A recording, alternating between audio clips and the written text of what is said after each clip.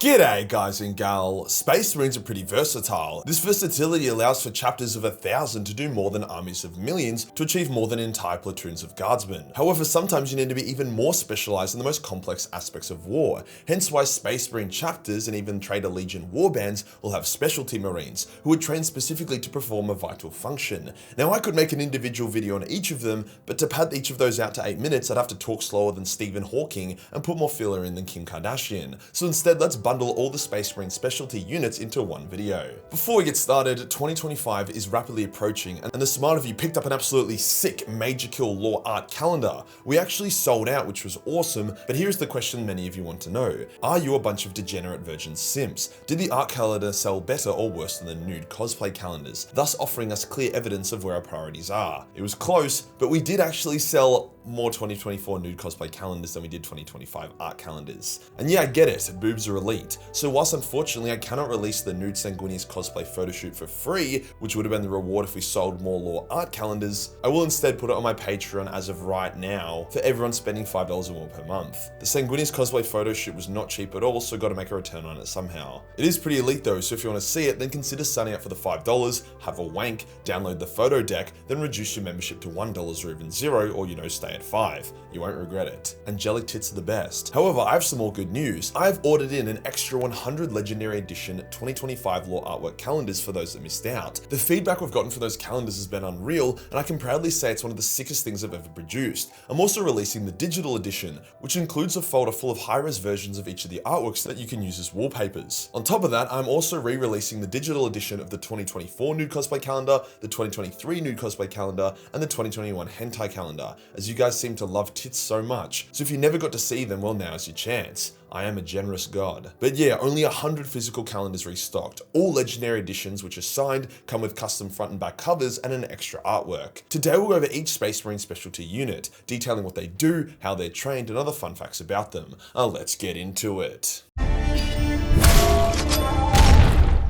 Probably the first specialty that comes to mind is the apothecary. Now, a lot of you would just say these guys are medics that collect their dead battle brothers' gene seed like Pokemon or some shit, but their role is significantly more sacred than this. On surface level, sure, they follow their squad around and perform one of 3 tasks. First is battlefield medic. Injured battle brothers will be stabilized by apothecaries to allow them to survive long enough for extraction or to get back into the fight. Many apothecaries don't know how to properly care for injured guardsmen or normal humans, as their drugs and medicine is way too powerful for normal mortals and will generally result in an instant fatal overdose. They also aren't very careful when dealing with wounds, as Astarte pain tolerance is super high compared to that of humans. So while they are quite efficient and effective dealing with wounds, they aren't slow or gentle about it. An apothecary's next role is a bit more grim, to deliver the Emperor's peace to those battle brothers too injured to survive. A Space Marine is extremely hard to just kill outright. Yes, you can mortally wound them and they will die, but cutting a Space Marine in half, stabbing them in the chest, slashing their throat, or doing the usual stuff will most likely just result in them lying on the ground bleeding out, as their advanced superhuman bodies do everything they can to stay alive. This can keep them alive for minutes or even hours, in absolute agony as their body tries in vain to save itself. For these battle brothers, the apothecary will deliver the Emperor's peace via a spring-loaded brain spike that they will use to instantly, painlessly, and cleanly euthanize their wounded brother. This then ties into their third role in the field, to collect gene seed from fallen brothers. They use their Narthesium to extract the precious gene seed from dead Space Marines and store it to bring it back to the chapter and implant it into new recruits. Now, some people get confused and think that gene seed can no longer be created because the Primarchs are gone,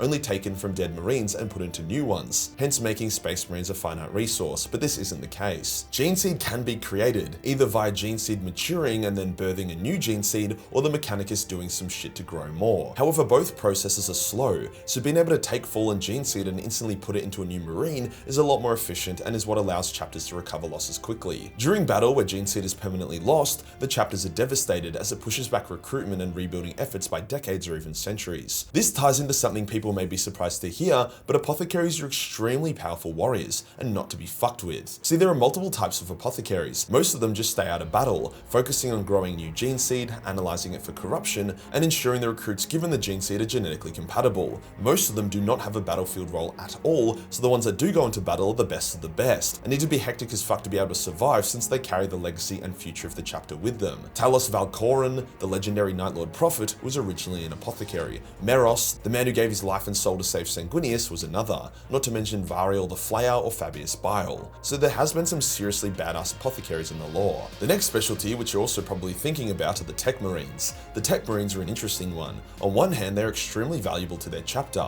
It allows a chapter to more or less have a tech priest they can bring on missions who they can trust and won't instantly die. However, as Techmarines are trained for years away from their chapter, like 30 years, and need to pledge allegiance to the cult Mechanicus of Mars, when they return to their chapter, they are often seen as outsiders, especially since a lot of their humanity and personality gets crushed by their time on the Red Planet, as well as their various augmentations. For some chapters, like the Iron Hands or Salamanders, the Techmarines are lauded and admired. For other chapters, like the Raven Guard, the Techmarines are treated with quiet disdain and kept on the outside of the chapter, being seen as necessary but unpleasant. But boy oh boy are they necessary. Techmarines always hard carry on missions, being able to bypass enemy defenses with hacking, track targets, and use their extremely advanced and versatile technical knowledge to overcome obstacles a standard marine wouldn't even be able to recognize. In battle, they are also freaks. They modify their own weapons and armor to be extremely deadly. The Carrion, a Raven Guard Techmarine, was heavily cyberized and even modified himself to be able to absorb energy and then unleash it in a torrent of power, whilst other Chaos Techmarines have turned themselves into massive mechanical abominations that have the power of an entire Space Marine squad. Each Techmarine is different and has their own tricks and gadgets, making them all extremely deadly. Another obvious one are the Librarians, Space Marine Psykers. This is probably the most controversial specialty. On one hand, magic is naughty and leads to hell. On the other hand, having a Space Marine that can shoot lightning out of their dick hole is very handy.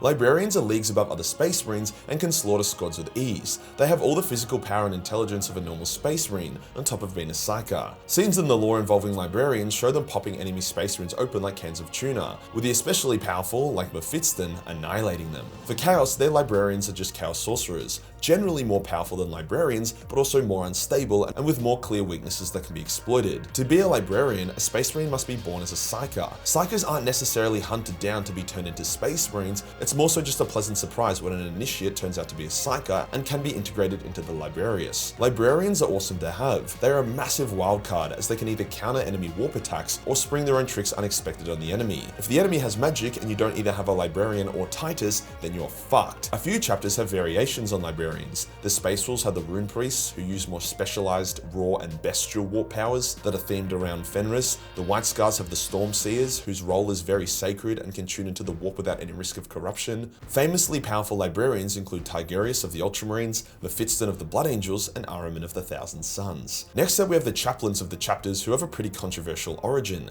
See, the Chaplains were originally created by Lorgar to act as spiritual guides for the Space Marines, kinda like their therapists, to keep their hearts pure after centuries of hectic war. These word-bearer chaplains even joined up with the other legions to offer advice to troubled legionnaires, especially to the Librarians who were banned from using their power after the Edict of Nicaea. When the heresy broke out, a lot of these chaplains were unaware that Lorgar was a heretic and were shocked. Others attached to loyalist legions were just straight up killed for being a word-bearer, like the chaplain who was sent to the Raven Guard. Other legions, like the Blood Angels, had their own version of a chaplain so didn't need Lorgar's. Regardless, with how corrupted and fucked up the galaxy got during the heresy, the role of the chaplain was seen as essential and was permanently made a part of the chapters. If the apothecaries would monitor for physical purity, the chaplains would monitor for spiritual purity. Now, most Space Marine chapters are not religious, as they adhere to the original tenets of the Emperor, but they did have a lot of rites and rituals. Whilst the chaplains won't say, "let's pray," they will invoke the Emperor in a lot of their sermons. It's a bit of a blurry line. Chaplains are once again known as beasts on the battlefield, rallying Space Marines to them and acting as living morale boosters. They also look metal as fuck with their black armor and skull masks. Not to mention, it's pretty glorious when they bludgeon enemies to death. Chaplains fucking love blunt force trauma. Famous chaplains include Grimaldus of the Black Templars,